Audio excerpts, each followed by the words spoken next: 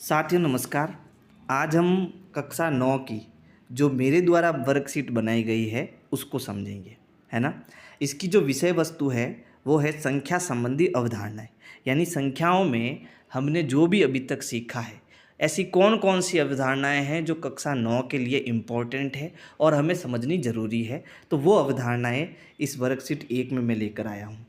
यहाँ पर जो अधिगम बिंदु है यानी सीखने योग्य बिंदु है वो है अभाज्य संख्या, गुणनखंड एवं अभाज्य गुणनखंड। ये तीन कॉन्सेप्ट है वो हमें यहाँ पर सीखने हैं।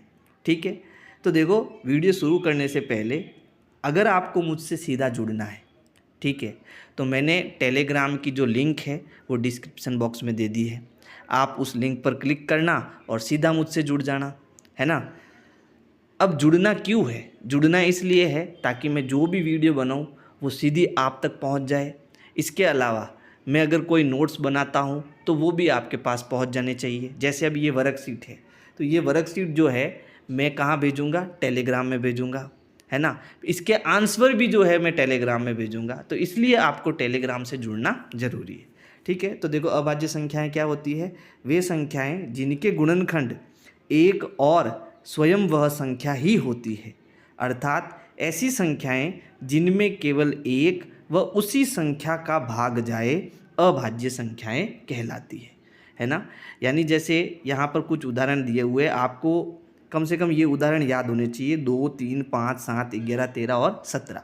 जैसे अगर मैं 2 की बात करूँ तो देखो 2 में 1 का पूरा पूरा भाग जाता है, 2 में 2 का भी पूरा पूरा भाग जाता है, लेकिन इन दोनों के अलावा ऐसी कोई संख्या नहीं है जिसमें 2 का भाग जाए। कहने का मतलब है जिसके केवल 2 गुणनखंड होते हैं उसे हम अभाज्य संख्या कहते हैं। अब 2 गुणनखंड का मतलब क्या हो गया, इसको भी समझो। जैसे 2 है, ठीक है, तो 2 किस किस के पहाड़े में आता है? 2 1 के पहाड़े में आता है और 2 2 के पहाड़े में आता है, और किसी भी पहाड़े में नहीं आता। यानी इसके केवल 2 गुणनखंड है, एक है 1 और दूसरा है 2। समझ गए। अब मैं अगर 4 की बात करूं तो 4 1 के पहाड़े में आता है, 2 के पहाड़े में आता है और 4 के पहाड़े में भी आता है। तो इसके कितने गुणनखंड हुए? इसके 3 गुणनखंड हुए, है ना। यानी सीधी भाषा अगर मैं कहूँ कि जिसके केवल 2 गुणनखंड हो तो वो तो अभाज्य संख्या होगी, और जिसके 2 से अधिक गुणनखंड हो उसे हम क्या कहेंगे? भाज्य संख्या कहेंगे। तो ये कॉन्सेप्ट क्लियर हुआ। अब देखो आगे क्या है। आगे है प्रश्न 1, भाज्य और अभाज्य संख्या में अंतर बताए। तो जो भी मैंने बताया कि जिसके केवल 2 गुणनखंड होते हैं वो तो हमारी क्या हो जाएगी? अभाज्य संख्या हो जाएगी। जिसके केवल 2 गुणनखंड हो वो तो हमारी क्या हो जाएगी? अभाज्य। और जिसके 3 गुणनखंड हो यानी 3 से ज़्यादा, 3 प्लस, सॉरी यहाँ पर ऐसे कर लो इसको, जिसके 2 से ज़्यादा गुणनखंड हो, 2 प्लस, है ना, जिसके 2 से ज़्यादा गुणनखंड हो उसे हम क्या कहेंगे? भाज्य संख्या कहेंगे। तो ये भाज्य और अभाज्य में मुख्य अंतर हो गया। अब जिसका केवल 1 गुणनखंड हो तो वो न तो भाज्य होगा और न ही अभाज्य होगा। समझ गए। अब देखो यहाँ पर नोट करके मैंने क्या लिखा है? नोट करके मैंने लिखा है एक न तो भाज्य है और न ही अभाज्य है। तो इसको आपको याद रखना है। क्यों? क्योंकि एक केवल 1 के पहाड़े में आता है, यानी इसका केवल 1 गुणनखंड है। जबकि अभाज्य की परिभाषा क्या है? जिसके 2 गुणनखंड हो वो अभाज्य होता है, जिसके 2 से ज़्यादा गुणनखंड हो वो भाज्य होता है ना। तो ये कॉन्सेप्ट समझ में आया? Very good. चलो अब आगे प्रश्न देखते हैं। प्रश्न संख्या 2। प्रश्न संख्या 2 है, क्या 49 एक भाज्य संख्या है? यदि नहीं तो क्यों? लिखिए। तो देखो 49 के कितने गुणनखंड है पहले तो इसको समझो। 49 जो है 1 के पहाड़े में आता है, 7 के पहाड़े में आता है ना। इसके अलावा 49 के पहाड़े में भी आता है, यानी इसके 2 से अधिक गुणनखंड है।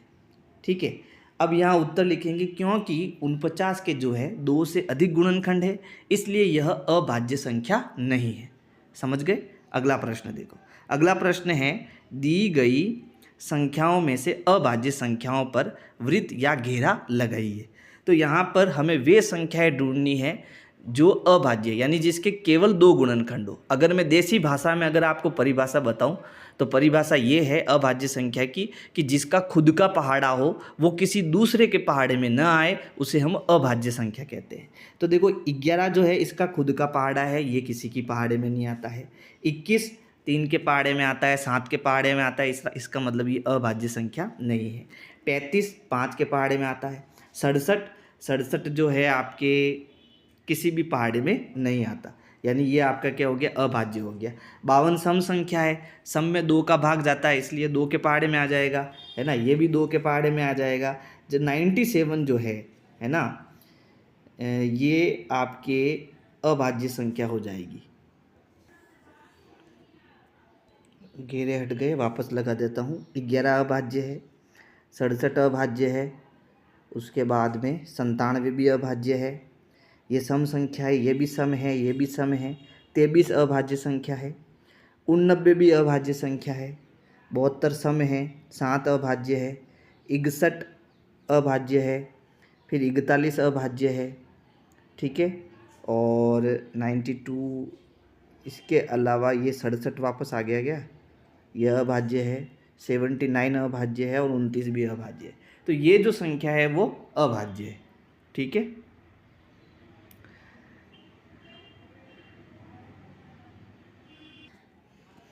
अब देखो प्रश्न संख्या 4। प्रश्न है 1 से 50 तक कुल कितनी अभाज्य संख्याएं हैं बताइए। तो देखो 1 से 50 तक आप ढूंढना, आपको कुल 15 अभाज्य संख्याएं मिलेगी, ठीक है। 1 से 100 तक कुल कितनी अभाज्य संख्याएं हैं, तो आपको 25 अभाज्य संख्याएं मिलेगी, ठीक है। आगे देखो, अब है अभाज्य गुणनखंड। तो हमने ये समझ लिया कि अभाज्य संख्या क्या होती है ना। अब हम ये समझते हैं कि अभाज्य गुणनखंड क्या होते हैं, ठीक है। तो देखो, किसी भी संख्या के, माफ करिएगा,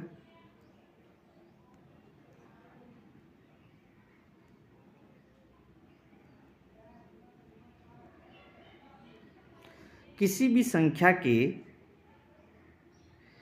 वे सारे गुणनखंड जिनमें केवल अभाज्य संख्याएं हैं अभाज्य गुणनखंड कहलाते हैं, ठीक है।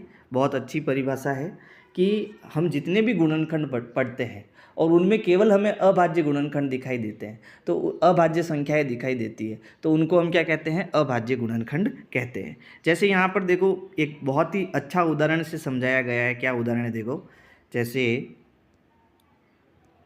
यहाँ है संख्या 24 के सभी गुणनखंड। तो क्या क्या गुणनखंड है देखो, 4 छंग 24, यानी 4 × 6 लिखने पर मुझे क्या मिलता है, 24 मिलता है। लेकिन यहाँ 4 और 6 ये दोनों ही क्या है, ये दोनों ही भाज्य संख्या है।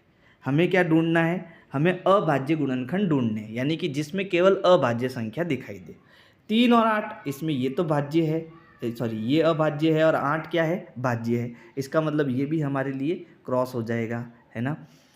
और अगला देखो, ये 2 और 12, तो 2 क्या है, 2 अभाज्य है, और 12 क्या है, भाज्य। तो ये भी गुणनखंड हमारा क्रॉस हो जाएगा। फिर 2 × 2 × 6, 6 इसमें क्या आ गया, भाज्य आ गया।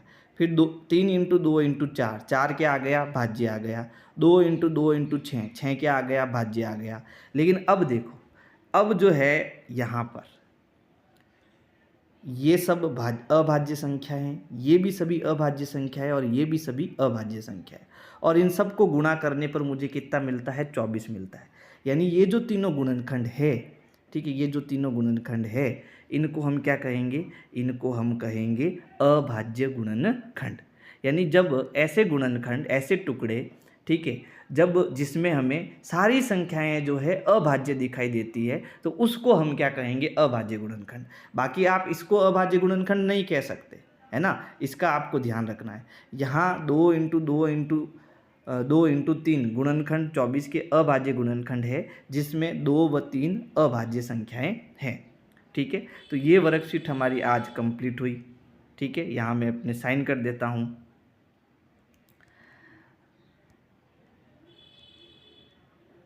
ठीक है।